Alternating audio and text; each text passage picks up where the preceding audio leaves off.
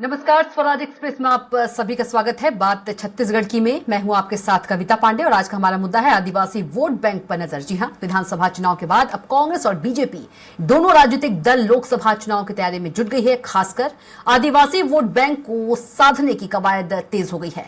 छत्तीसगढ़ के विधानसभा चुनाव में बीजेपी आदिवासियों को 29 रिजर्व सीटों में से 18 सीट पर जीत हासिल कर उत्साहित है। वहीं कांग्रेस प्रदेश की बीजेपी सरकार पर आदिवासी विरोधी काम करने का आरोप लगाते हुए लोकसभा चुनाव में आदिवासियों का साथ कांग्रेस को मिलने के लिए आश्वस्त है। देखिए खास रिपोर्ट और आगे इसी पर चर्चा करेंगे। छत्तीसगढ़ विधानसभा चुनाव में मिली बड़ी जीत के बाद भाजपा अब मिशन 2024 में जुट गई है। विधानसभा में आदिवासियों के लिए रिजर्व 29 सीटों में से 18 सीटों को जीतने के बाद भाजपा अब आदिवासी बहुल 4 लोकसभा सीटों को जीतने की मुहिम में जुट गई है। बता दें कि प्रदेश में 11 लोकसभा सीट है, जिसमें से 4 आदिवासी सीट है। हाल ही में प्रदेश कार्यालय कुशाभाऊ ठाकरे परिसर में हुई एसटी मोर्चा की प्रदेश कार्य समिति की बैठक में मोर्चा को इन सीटों को जीतने का टारगेट दिया गया है। साथ ही प्रदेश की सभी 11 सीटों को जीतने का सभी ने संकल्प लिया है। बैठक में भाजपा के सभी आदिवासी विधायकों को सम्मानित भी किया गया है। बैठक में मुख्यमंत्री विष्णुदेव साय ने कहा कि 29 जनजाति आरक्षित सीटों में से 18 सीटें जीतकर हमने इतिहास रचा है। भाजपा का वोट प्रतिशत भी इस बार सर्वाधिक है। आगामी लोकसभा चुनाव में 11 में से 11 सीटें जीतने के लिए काम करना है। क्षेत्रीय संगठन महामंत्री अजय जामवाल की मौजूदगी में लोकसभा चुनाव कार्य योजना बैठक हुई। किरण सिंह देव ने 5 बिंदुओं पर काम करने के लिए कहा। नमो ऐप से अधिक जुड़े, वॉल पेंटिंग, मतदाता सूची में नाम जोड़ना हटाना, 22 जनवरी को श्रीराम की प्राण प्रतिष्ठा को दीपोत्सव के रूप में मनाना, जनता तक मोदी की गारंटी पर व्यापक चर्चा करना शामिल है। बीजेपी के प्रदेश अध्यक्ष किरण सिंह देव का कहना है कि बीजेपी एसटी मोर्चा की बैठक में विभिन्न कार्य योजना बनाई गई। मोर्चे के कार्यों को मंडल और बूथ स्तर तक कार्य योजना को लेकर जाना है। चुनाव जीतने के बाद पहली बैठक थी। मुख्यमंत्री का भी सम्मान हुआ। अनुसूचित जाति वर्ग से है। मोर्चे के द्वारा निर्धारित कार्य है जिसको मंडल स्तर तक और बूथ स्तर तक किया जाना आवश्यक है। उस कार्य योजना पर विस्तृत से चर्चा हुई है और साथ ही साथ पहली बैठक थी। पूरे कार्य योजना का विस्तृत चर्चा करके आगामी दिनों में हमारी जो बूथ इकाई तक कार्यक्रम आपके हैं निश्चित हुए हैं, उस पर विस्तृत चर्चा होगी।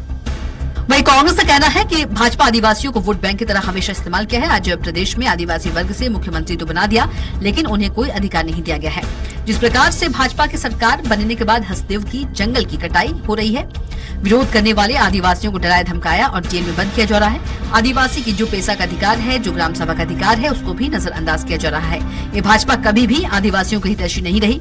वहीं कांग्रेस की सरकार ने आदिवासी वर्ग की शिक्षा, स्वास्थ्य, रोजगार, उनके कानूनी अधिकार के लिए काम किया है और हमेशा करती रही है। निश्चित तौर पर लोकसभा चुनाव में आदिवासियों का जो मत है वो कांग्रेस के पक्ष में आएगा और भाजपा की आदिवासी विरोधी चरित्र 1 महीने के अंदर आदिवासी समाज के सामने आ गया है। दुख का विषय है, आदिवासी मुख्यमंत्री होने के बाद भी आदिवासी वर्ग की भावनाओं को न तो समझा जा रहा है और न ही उसकी कद्र की जा रही है, बल्कि उसके विपरीत दिशा में काम कर रहा है। निश्चित तौर पर लोकसभा चुनाव में आदिवासियों का जो मत है वो कांग्रेस के पक्ष में आएगा और भाजपा का आदिवासी विरोधी चरित्र 1 महीने के भीतर आदिवासी समाज के सामने आ गया है। दुख का विषय है कि आदिवासी मुख्यमंत्री होने के बाद भी आदिवासी वर्ग की भावनाओं को न तो समझा जा रहा है, न उसकी कद्र की जा रही है, बल्कि उसके विपरीत दिशा में काम किया जा रहा है। प्रदेश में माना जाता है कि आदिवासियों को साथ कर ही सत्ता हासिल की जा सकती है। बहरहाल सरगुजा और बस्तर के ज्यादातर आदिवासी सीटों पर कब्जा कर भाजपा ने प्रदेश में अपनी सरकार बना ली है। वहीं अब लोकसभा चुनाव में रायगढ़, सरगुजा, कांकेर और बस्तर के 4 आदिवासी सीटों के साथ सभी 11 लोकसभा सीटों को जीतकर मोदी के लिए राह आसान करना चाहती है। वहीं कांग्रेस के मुताबिक प्रदेश सरकार आदिवासी विरोधी कार्यों को अंजाम दे रहे हैं, जिसका लाभ कांग्रेस को लोकसभा चुनाव में मिलेगा। अब देखना होगा लोकसभा चुनाव में आदिवासी सीटों पर किसे कितना लाभ मिलता है। स्वराज एक्सप्रेस के लिए रायपुर से दिलीप साहू की रिपोर्ट देखिए आपने और इसी मुद्दे पर हम चर्चा करेंगे। खास मेहमान भी हमारे साथ मौजूद है। देवलाल ठाकुर जी बीजेपी प्रवक्ता हैं, शशि भगत जी कांग्रेस प्रवक्ता हैं और गंगेश द्विवेदी जी वरिष्ठ पत्रकार हैं। आप तीनों की चर्चा में बहुत ही स्वागत है। सबसे पहले देवलाल ठाकुर जी के पास चलेंगे। देवलाल ठाकुर जी, कांग्रेस कह रही है कि भाजपा आदिवासियों को वोट बैंक की तरह हमेशा इस्तेमाल किया है। आज प्रदेश में आदिवासी वर्ग से मुख्यमंत्री तो बना दिया, लेकिन कोई अधिकार नहीं दिया जा रहा है आदिवासियों को। हमें हमेशा मुगालते में रहते हैं और कभी भी आदिवासियों का सम्मान नहीं किया। कांग्रेस ही वो पार्टी है जो आदिवासियों को हमेशा वो वोट बैंक की तरह इस्तेमाल करते आई है। 70 सालों में इन्होंने ये नहीं सोचा कि आदिवासियों को इस देश में सम्मान मिलना चाहिए। हमारे देश के यशस्वी प्रधानमंत्री श्री नरेंद्र मोदी जी ने इस देश को प्रथम बार आदिवासी समाज से किसी महिला को राष्ट्रपति अगर किसी ने बनाया तो भारतीय जनता पार्टी, हमारे देश के प्रधानमंत्री श्री नरेंद्र मोदी जी ने बनाया। 23 साल हो गए हमारे छत्तीसगढ़ में राज्य में बने हुए। इन्होंने आदिवासी समाज के साथ कांग्रेस ने छलावा किया, एक नकली आदिवासी को मुख्यमंत्री बना दी। लेकिन भारतीय जनता पार्टी ने फिर से आदिवासियों को सम्मान देने के लिए एक आदिवासी समाज के युवा लाडला माटी पुत्र को। देवलाल ठाकुर जी, नकली आदिवासी आपने किसे कहा? मैंने इसलिए कहा, ये मैं नहीं कह रहा हूं, ये कांग्रेस के लोगों ने ही आदिवासी मुख्यमंत्री करके बनवाया था जब छत्तीसगढ़ राज्य बना। और कांग्रेस के लोगों ने ही अभी हमें बताया जब इनकी सरकार आई 2018 में कि वो नकली आदिवासी थे। ये मैं नहीं बोल रहा हूँ, ये कांग्रेस के लोग ही बता रहे हैं। किन पर निशाना साध रहे हैं, खुलकर नाम ले दीजिए। किन पर निशाना साध रहे हैं, खुलकर नाम ले दीजिए। देखिए, मैं खुलकर नाम लेने में मुझे कोई ऐतराज नहीं है। हालांकि वो जो प्रथम बार आदिवासी मुख्यमंत्री के नाम से जिनको बनाया गया था, निश्चित ही वो ज्ञान के भंडार थे, अजीत जोगी साहब, जो अब इस दुनिया में नहीं रहे।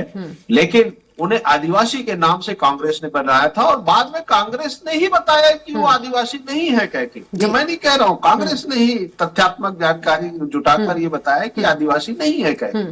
तो इस प्रकार से जो भ्रामक चीजें जो पेश करने की जो आदत है वो कांग्रेस की है। और भारतीय जनता पार्टी तो हमेशा आदिवासियों को पढ़ा लिखा कर एक समाज में उच्च दर्जा देने का, सम्मान देने का अगर किसी ने काम किया है तो भारतीय जनता पार्टी ने किया। ठीक है जी। शशि भगत जी, देवलाल ठाकुर जी ने पलटवार किया है कि कांग्रेस नहीं सम्मान करती है आदिवासियों का।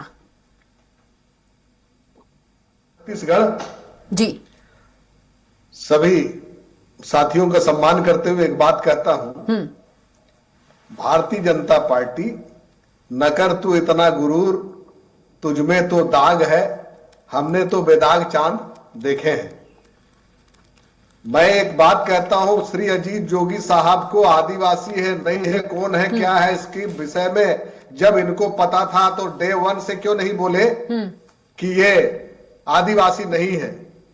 उनको कहना चाहिए तो था। कांग्रेस जब बोर्ड ने सिद्ध कर दिया। भगत जी, ठाकुर जी तो ये कह रहे हैं कि कांग्रेस ने ही बताया कि वो आदिवासी नहीं थे, नकली आदिवासी थे। कहना था, अगर कोई अधिकारी सर्टिफिकेट आदिवासी का मेरे को जारी कर देता है तो जब तक उसको अपास्त नहीं किया जाता कोर्ट से, तब तक उसको हम नकली, असली और कुछ भी कोई ठहरा नहीं सकता। ये बात आपको भी पता होना चाहिए।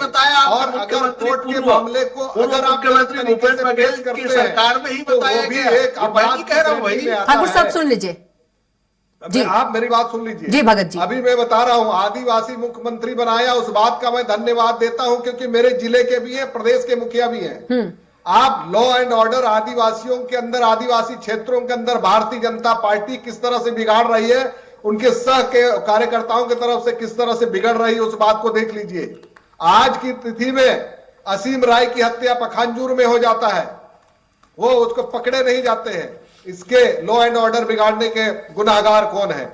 आज जसपुर जिले के सन्ना में मुख्यमंत्री जी के रिश्तेदार ही पीटे जाते हैं और भारतीय जनता पार्टी के कार्यकर्ता ही पीटते हैं, और घसीट घसीट के पीटते हैं। सन्ना में एक फॉरेस्ट के वर्कर को अपना काम कर रहे, ड्यूटी कर रहे होते, उनकी गिरफ्तारी नहीं होती है, रिपोर्ट दर्ज नहीं होता है। इसके जिम्मेदार कौन है? ये आदिवासियों के नाम पे राज करने का ढोंग करते, स्वांग करते हैं। हंसदे और अन्य कट रहा है। आज सारे हजार लोग रोड में आ गए हैं।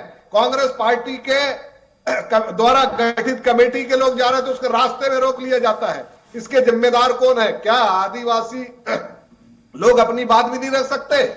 ये जब से कमल में बटन दबाया है, आदिवासियों की हिफाजत तो दूर की बात, अडानी के लिए घी और शक्कर का काम कर रहे हैं। ठीक है, खाद और बीज का काम कर रहे हैं। ठीक है, मेरे को बोलने दिया जाए जी। और आऊंगी आपके पास, लौटूंगी। आपका साउंड भी बहुत खराब आ रहा है मैडम, नॉइज जी। मैं पीसीआर टीम को बोलूंगी, साउंड ठीक कर देंगे वो। साउंड भी ठीक जी, करवाइए, इसको गरगरा रहा है पूरा। जी। गंगेश द्विवेदी जी के पास चलते हैं। गंगेश द्विवेदी जी, क्या लगता है कि जो राजनीतिक पार्टियां हैं वाकई में आदिवासियों को वोट बैंक की तरह इस्तेमाल करती हैं? हालांकि आरोप प्रत्यारोप दोनों तरफ से है। तौर पर दोनों ही पार्टियां, मुझे ऐसा लगता है कि सत्ता में आने के बाद सभी पार्टियों का राजनीति का जो चरित्र होता है वो लगभग एक जैसा हो जाता है।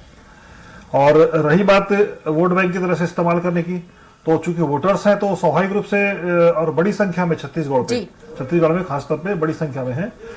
लोकसभा के लिहाज से देखा जाए तो 4 सीटें हैं और विधानसभा में देखा जाए तो 29 सीटें, लेकिन 50 सीटें ऐसी जिनमें आदिवासियों के हिसाब से यानी आदिवासी तय करते हैं यहाँ पे कौन जीतेगा, है ना।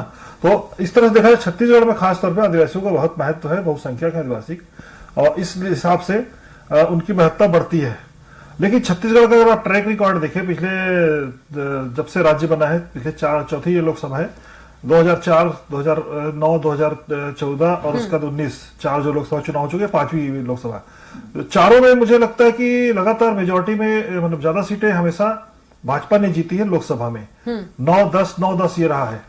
और कांग्रेस पहली बार पिछली बार बम्पर वोट से जीत कर आई थी और बहुत अच्छी मेजोरिटी के साथ सरकार बनाई थी, लेकिन इस बार भी 35 सीट पे है, लेकिन वोट परसेंटेज ऑफ वोट ज्यादा नहीं गिरा है, बल्कि जो थर्ड फ्रंट का वोट बैंक था वो भाजपा में शिफ्ट हुआ।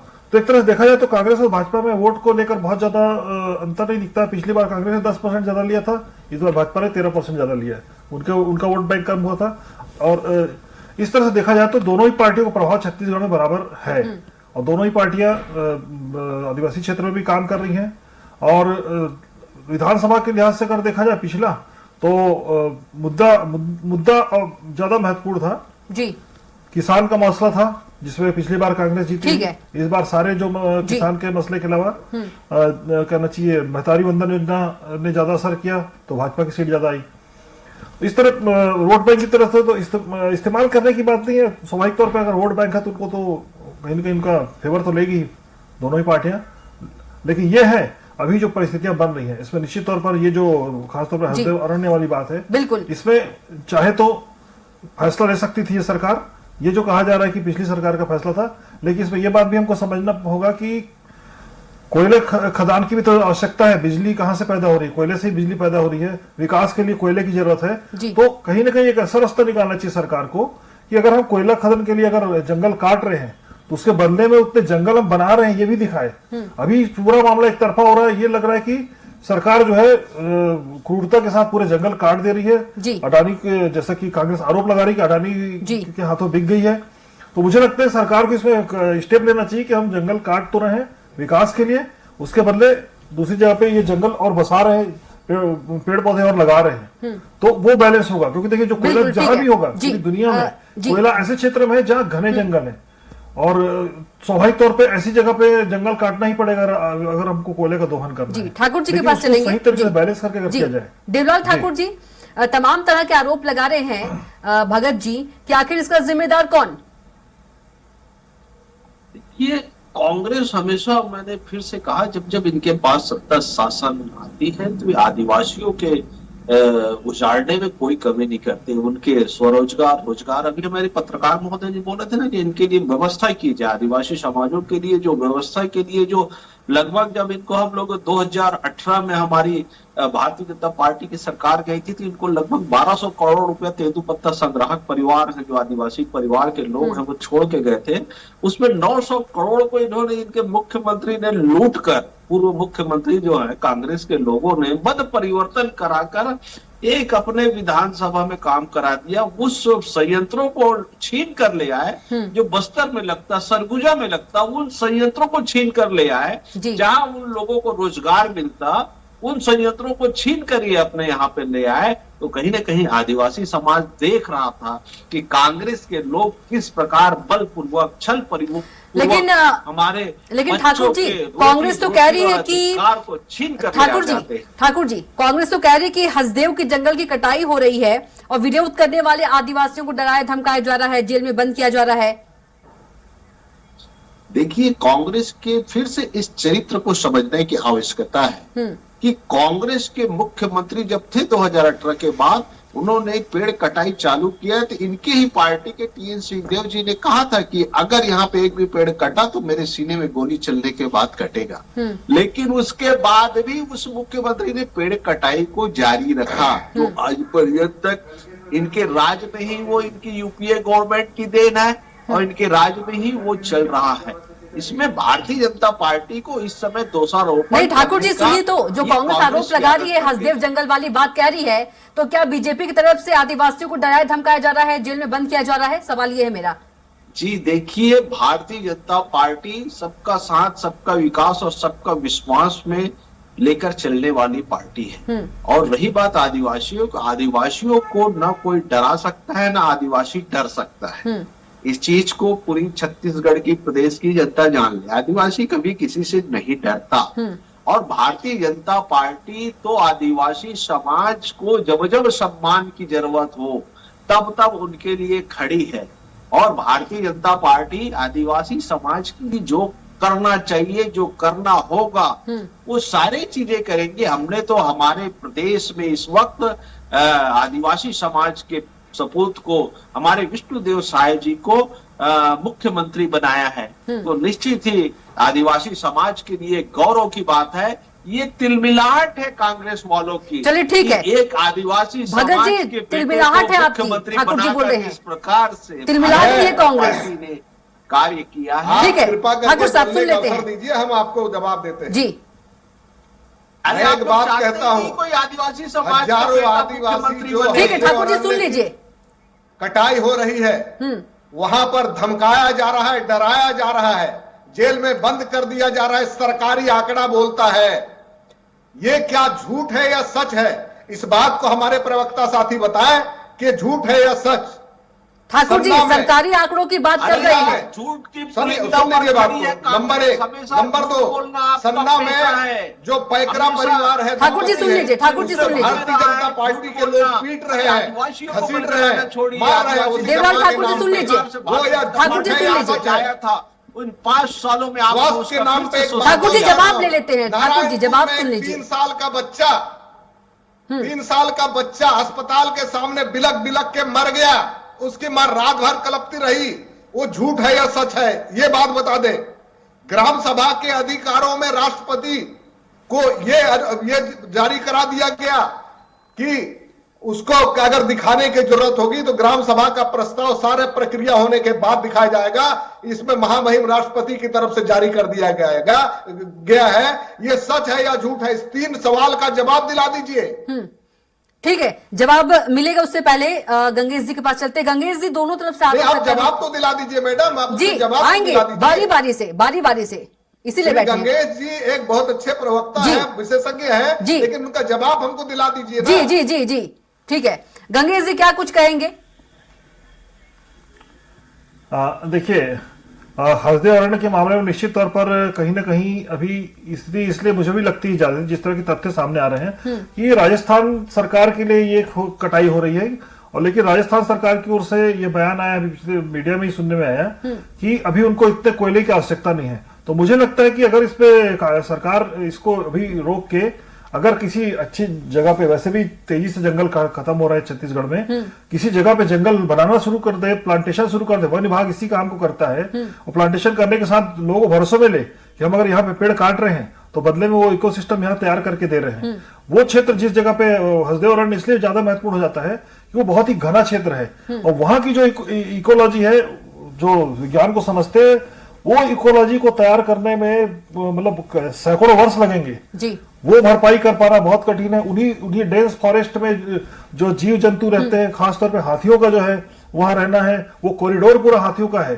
तो उसको लेकर भी इस पे निश्चित तौर पर विचार करना चाहिए, विशेषज्ञों के साथ विचार करना चाहिए, खासतौर पे विशेषज्ञों की राय लेकर उस पर फैसला लेना चाहिए। और फिलहाल मुझे लगता है इसको कहीं ना कहीं इस चीज को टालना चाहिए। फिलहाल जब अभी कोयले की उधर इतनी आवश्यकता नहीं है तो मुझे लगता है फिलहाल टाल के इस पे नया रास्ता निकाले जो सबके हित में हो। क्योंकि देखिए, जंगल कटेंगे तो पर्यावरण का प्रदूषण बढ़ेगा और प्रदूषण बढ़ेगा तो निश्चित तौर पर वो क्लाइमेट चेंज, पूरी दुनिया इस चीज को सफर कर रही है। हम अपने प्रदेश में सफर करेंगे। हमारे यहाँ भी बहुत कमी आ गई है। हर साल प्लांटेशन की बात होती है लेकिन उतने पौधे जाते कहाँ इसका पता नहीं चलता और उस हिसाब से जंगल नहीं बढ़ पा रहे हैं, हरियाली नहीं बढ़ पा रही है। तो इसको गंभीरता से प्रयास करना पड़ेगा। वन विभाग को इसमें बहुत डेडिकेटेड होकर वन विभाग के अधिकारियों को और साथ में जनता का साथ लेके, जब इस पे जनता का विश्वास लेके काम करेंगे तो निश्चित तौर पर कहीं ना कहीं अच्छा रिजल्ट निकलेगा। जी ठीक है। देवलाल ठाकुर जी, शशि भगत जी ने 3 प्रश्न किए हैं आपसे, छोटे छोटे जल्दी से उत्तर दे दीजिए। देखिए, ये जो कांग्रेस के लोग हैं, इनका दोहरा चरित्र फिर से मैं बताता हूं। जब इस प्रदेश में हसदेव अरण्य में कटाई फिर से शुरू होने का कारण तो समझ लीजिए, ये कांग्रेस का गांधी परिवार सिंडिकेट लेकर राजस्थान के मुख्यमंत्री को गांधी लेकर और छत्तीसगढ़ है की बात और आप करते हैं। भगत जी सुनने जाऊंगी आपके पास। भगत जी आपने ये सवाल पूछा है, आपके ये सवाल का जवाब दे रहे हैं। भगत जी, शशि भगत जी सुन लीजिए। छत्तीसगढ़ की जनता को जानने की आवश्यकता भी है। ये कटाई नहीं, आखिर चालू ये बात कैसे आप हुआ? कृपा करके आपके बताएं। गांधी वो परिवार मतलब को बात भ्रष्टाचार का की सिंडिकेट जरूरत नहीं चलाते है। हैं। हसदेव उन्होंने ही अरण्य सौदा के कराया क्षेत्र में जो आदिवासी लोग हैं, भगत जी सुन लीजिए। भगत जी दोनों साथ में मत बोलिए, दोनों साथ में मत बोलिए, साथ में मत बोलिए। भगत जी रुक जाइए। भगत जी आऊंगे आपके पास। कटाई जारी रखी। आप लोगों के मन में हमेशा भ्रष्टाचार घर कर गया है। आपको कोई मतलब नहीं है आदिवासियों से, उनका घर उजड़ रहा है कि क्या हो रहा है। आप जो कांग्रेस के लोग हैं, सिर्फ गांधी परिवार की चाटुकारिता और गुलामी प्रथा से ग्रसित है। इसी कारण ये पेड़ कटाई चालू हुआ। लेकिन और ठाकुर जी, राजस्थान के पेड़ मुख्यमंत्री कटाई को ठाकुर जी, लाकर छत्तीसगढ़ के कांग्रेस तो कह रही है कि मुख्यमंत्री भाजपा से कभी हितैषी नहीं रही आदिवासियों के की। लिए दलाली के लिए ये सौदा विधानसभा कराया। के अंदर ये में बात भूपेश बघेल जी के छुपी नेतृत्व नहीं में है। एक संकल्प छत्तीसगढ़ पारित की हुआ था। जनता जानती है, छत्तीसगढ़ पिछले का साल। देखिए दोनों साथ में मत बोलिए। भगत जी, जंगल की कटाई रोक भगत जी, रुक जाइए। कांग्रेस ने आदिवासी आप परिवार बोलिए को तो लूटा है, सबको उनके बोलिए, रोजगार को आप लूटा है, जुबाने वाली उनके बात मत रोजगार करिए। को हथियाने का काम किया है, उनके बच्चों के मुंह से दीवालों को छीनकर बस्तर से लेकर सरगुजा तक आपने आदिवासियों के रोजगार को छीनने का अगर कोई काम किया है तो रोजगार को किया था। ठीक है, कोरोना इन काल के 5 ठीक है। सालों में इसका ठाकुर जी, जवाब ठाकुर जी, रोजगार ठाकुर जी, लोकसभा चुनाव नजदीक है, दोनों साथ में मत बोलिए। भगत जी रुक जाइए, आऊंगे आपके पास, बहुत जल्द आऊंगे आपके पास, बहुत जल्द आऊंगे आपके पास। भगत जी बहुत जल्द आऊंगे आपके पास। चुनाव अधिसूचना के दरमियान वो कहा गया। ठाकुर जी, लोकसभा चुनाव नजदीक है, कितनी आदिवासी सीटें ला रही है बीजेपी? देखिए, ये छोटा हम जवाब। लोग के लिए गर्व और स्वाभिमान की बात है कि पहली बार भारतीय जनता पार्टी ने हमारे आदिवासी समाज के सपूत को लाडले को मुख्यमंत्री बनाया है। मैं निश्चित ही मुझे पूरा विश्वास है कि संपूर्ण हमारे छत्तीसगढ़ के आदिवासी भाई के साथ साथ सभी वर्ग के लोग इस बार हमारे जो 11 की 11 सीट है वो भारतीय जनता पार्टी के झोली में जाएगी। ठीक और है। जाने का कारण शशि भगत जी, सुन 11 लीजिए, की हम लोग 11 के लिए सीटें जो खुशी है की भारतीय बात जनता है। पार्टी की एक झोली में मिनट, जाएगी। एक मिनट और सुन लीजिए। हम लोग के लिए खुशी की बात है कि हमारे भाचा राम का मंदिर अयोध्या में बन रहा ठीक है। है और बनवाने वाला हमारा ठीक है, देश ठीक के है, यशस्वी ठीक है, प्रधानमंत्री ठीक है, नरेंद्र जल्दी मोदी से। जी है। भगत जी, तो ठीक है। हम लोग के लिए करता हूं ठाकुर जी, ठीक है, भगत जी, जवाब दे दीजिए। भगत जी, क्या कुछ लोकसभा को लेकर, भगत जी लोकसभा चुनाव को लेकर क्या कुछ तैयारी है जी? छत्तीसगढ़ की जनता समझ चुकी है। 1 महीने के अंदर ही उनने दिखा दिया कि हम आदिवासी के कितने हितैषी हैं और मोदी जी के विषय में जैसा पूरी दुनिया में मशहूर है कि वो केवल एक छल करने के अलावे, झूठ बोलने के अलावे भारतीय जनता पार्टी के लोग और कुछ नहीं करते।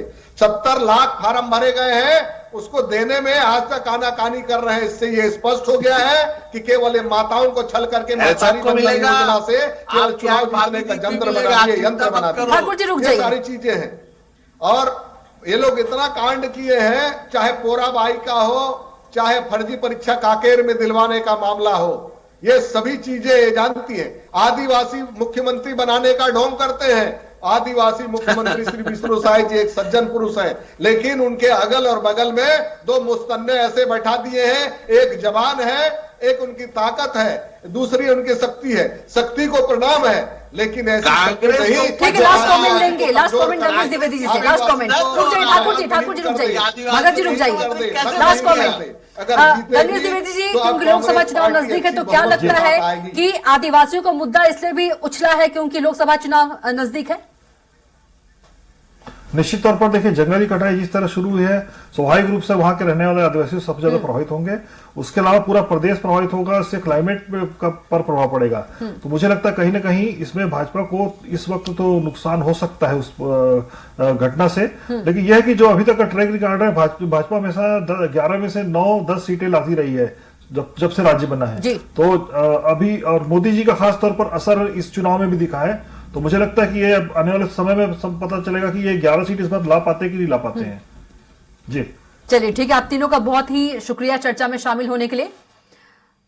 देवलाल जी आपका भी, और शशि भगत जी आपका भी, और गंगेश द्विवेदी जी आपका भी। तो बात छत्तीसगढ़ की में इतना ही। आप देखते रहिए स्वराज एक्सप्रेस। नमस्कार।